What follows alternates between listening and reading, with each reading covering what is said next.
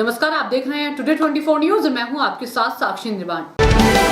Corona देश दुनिया में ऑस्ट्रेलिया में ओमिक्रॉन से पहली मौत 80 साल के संक्रमित ने इलाज के दौरान दम तोड़ा। बच्चों को 4 सप्ताह के अंतर पर दोनों डोज। कोविड टास्क फोर्स के चेयरमैन बोले वैक्सीन लगाना जरूरी। एम्स के डॉक्टर ने कहा था फैसला साइंटिफिक नहीं। सीमा पर सेना की बड़ी तैयारी। हथियार रखने के लिए जमीन के अंदर सुरंगें बना रहे कॉम्बैट इंजीनियर, इनमें न्यूक्लियर फैसिलिटीज भी शामिल। कोरोना देश में ओमिक्रॉन के चंडीगढ़ में 2, महाराष्ट्र में 31 नए केस। देश में कुल मरीज 525 के पार। दिल्ली में आज से नाइट कर्फ्यू। विराट में अब गेंदबाजों को मामूली साबित करने की काबिलियत पहले जैसी नहीं रही। केएल राहुल के फुटवर्क ने जीता दिल।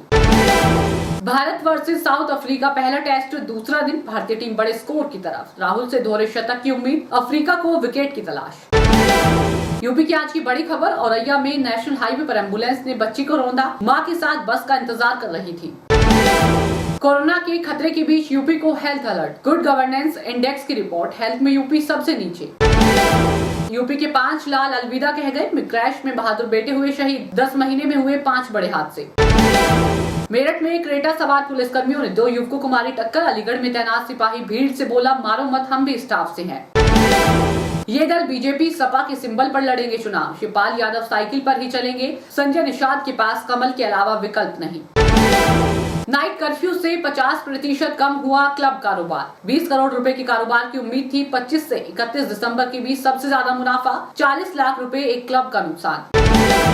हबीबगंज की तर्ज पर 3 स्टेशनों का होगा कायाकल्प। 450 करोड़ से प्रयागराज, 350 करोड़ से कानपुर व 325 करोड़ से ग्वालियर का होगा सौंदर्यीकरण।